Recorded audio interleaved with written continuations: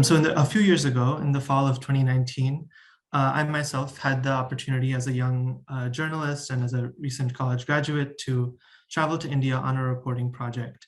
I received a fellowship from the Pulitzer Center for Crisis Reporting, and I was in India to investigate how Sufi shrines as shared sacred spaces were being affected by rising Hindutva and anti-Muslim violence.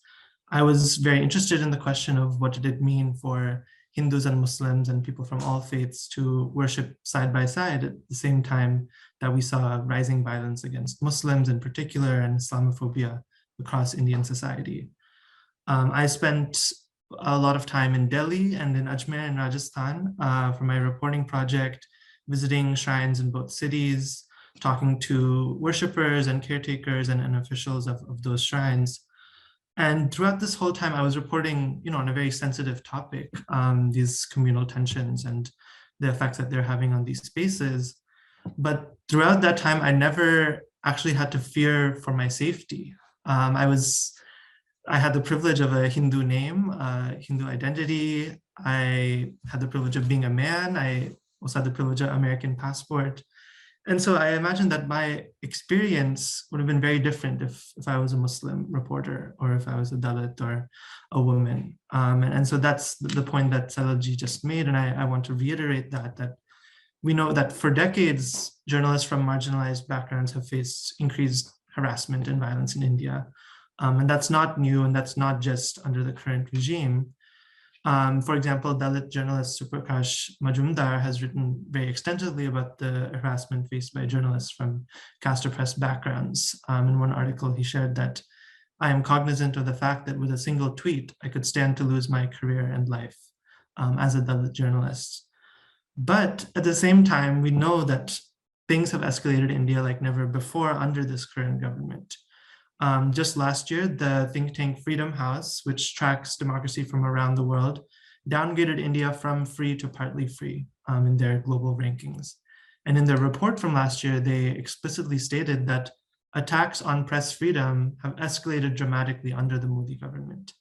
Journalists risk harassment, death threats, and physical violence in the course of their work.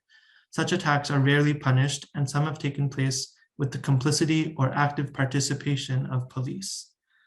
Very similarly, the US Commission on International Religious Freedom, in their 2022 report, released just a few weeks ago actually, they said that in 2021, the Indian government repressed critical voices, especially religious minorities and those reporting on and advocating for them.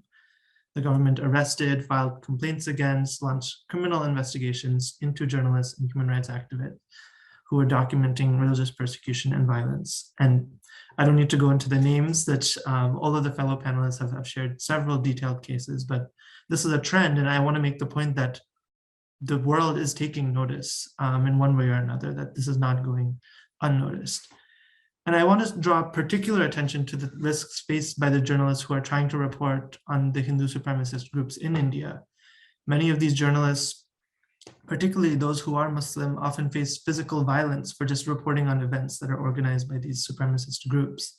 Just last month, 5 journalists, including 4 out of those 5 who were Muslim, were beaten up by a Hindu extremist mob in Delhi during an event that was called the Hindu Mahapanchayat on Sunday, April 3rd. At this event, speakers had called on Hindus to pick up weapons and attack Muslims, and we heard testimony from one of those journalists who was there, Arbab Ali, who shared that we were being beaten up brutally by the mob. I felt that we would be lynched. So I just want to leave us there with that's sort of the stakes of just being a Muslim reporter and trying to report on what is happening on the ground, in India. This fear that I personally will never have, experienced. And I think all of us on this panel, it's just a unbelievable amount of mental pressure and of course physical violence to go on anyone from a journalist background. And so this kind of violence, both mental and physical, is unacceptable. And yet those of us who are in the diaspora, speaking for myself in Washington, DC, for example, we rely on the reporting that's being done by people like Arbab Ali and all of these other fearless journalists in India.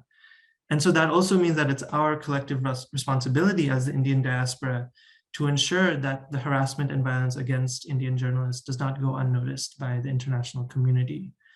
And so I just want to conclude by reiterating that here in the United States, our own government agencies, such as USERF, have multiple times drawn attention to violence against journalists for the past several years.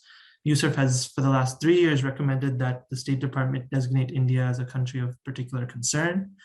The State Department has ignored this recommendation for the last few years, but just a few weeks ago, Secretary of State Anthony Blinken stated that the US government is monitoring human rights violations in India, which includes, of course, violations against the media and attacks on journalists. And so I want to state here at this congressional briefing that it's time for the Biden administration to put those words into action and ensure the safety for journalists, freedom of the press across India, particularly for those from marginalized backgrounds. Thank you.